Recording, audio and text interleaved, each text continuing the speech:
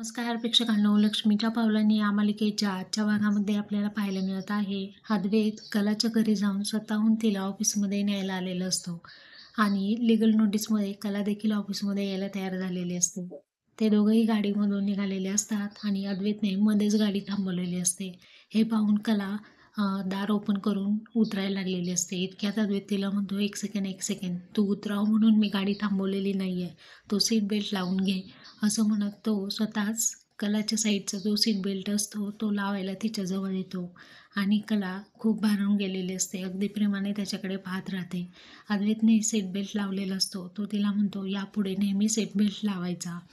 असं म्हणून पुन्हा गाडी सुरू झालेली असते आणि गाडीमध्ये ऑफिसचं डेस्टिनेशन फक्त 2 मिनिटावरती असतं, तरी देखील त्याने सीट बेल्ट लावलेला असतो. अद्वैत म्हणतो, "यापुढे नेहमी सीट बेल्ट लावायचा." त्याला म्हणते, "ठीक आहे, चला आता आपल्याला उशीर होत आहे सर." असं ती सर म्हणून त्याला म्हणते आणि डेस्टिनेशन ऑफिसचं आल्यानंतर अद्वैत म्हणतो, "2 गोष्टी कायम लक्षात ठेवायच्या. एक म्हणजे की अ, गाडीमध्ये बसल्यानंतर नेहमी सीट बेल्ट लावायचा आणि दुसरी म्हणजे मी तुला हरवलं आहे. मी स्वतःहून घरी येऊन तुला ऑफिसमध्ये घेऊन आलो आहे. चल आता." असं तो म्हणतो. इकडे आपल्याला पाहायला भेटतं की संगीताला खूप आनंद झालेला असतो. संगीता आबांना फोन लावते आणि म्हणते, "तुमच्या नातवाने तर आज कमालच केली हो आबाजी. पहिल्यांदा मला खूप टेन्शन दिलं. नोटीस पाठवली, घरी आले." असं ती सांगू लागते. आबा आबा देखील आश्चर्याने ऐकून घेत असतात. म्हणजे नक्की काय केलं माझ्या नातवाने? पुढे संगीता सांगू लागते आणि म्हणते की "अहो आबाजी, तुमचा नातू आमच्या घरी नोटीस घेऊन आला आणि मी खूप समजावलं. मला वाटलं की घटस्फोट आहे.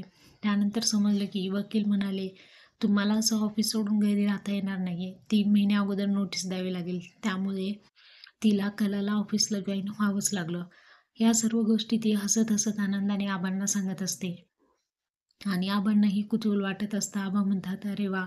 मस्तच झालं." संगीता म्हणत असते, "जावई बापूंनी आधी टेन्शन दिलं आणि परत मला समजून घेतलं." असं ती सांगत असते. त्यानंतर आपल्याला पाहायला भेटतं अद्वैत हक्काने कलाचा हात हाताला धरून ऑफिसच्या केबिनमध्ये तो तिला घेऊन येत असतो अगदी मानाने आणि कला त्याच्याकडे आश्चर्याने पाहत असते. हा असं काय आहे? हा असं का ओढून मला नेतोय?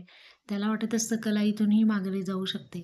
इकडे आपल्याला पाहायला भेटत आहे की रोहिणी आणि सरोज नेहमीप्रमाणे ऑफिसमध्ये असतात आणि अद्वैत आणि कला इतक्या हक्काने अद्वैत कलाला ऑफिसमध्ये घेऊन येतोय हे पाहून रोहिणी बिथरते आणि रोहिणी म्हणते, "अगं हे काय सरोज वहिनी, धक्क्यावर धक्के पाहतेस ना तू."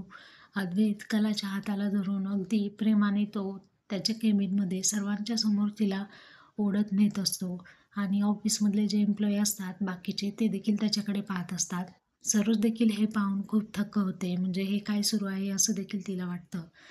अद्वैत ऑफिसमधल्या एम्प्लॉईचा देखील विचार करत नाही. तो डायरेक्टली तिचा हात धरून केबिनकडे तिला ऑफिसमध्ये घेऊन निघालेला असतो आणि फायनली तो त्याच्या केबिनपर्यंत पोचलेला असतो आणि तिथे आल्यानंतर कला म्हणत असते, "चांदेकर, चांदेकर."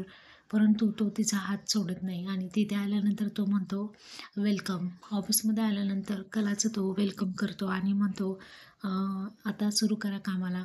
त्यानंतर कला त्याच्याकडेच पाहते. तो म्हणतो, "आता तुम्हाला बसवू का मी?" इतक्यात कला पटकन बसते आणि तो त्याच्या केबिनमध्ये निघून जातो. इकडे रोहिणी सरोजला कान भरवते आणि म्हणते, "अगं रोहिणी, सरोज वहिनी हे काय आहे? धक्क्यावर धक्के. अद्वैत कसा वागतोय? तू पाहतेस ना काय सुरू आहे त्याचं." आणि तो सरोज म्हणते, "ते मलाही कळत नाही आहे.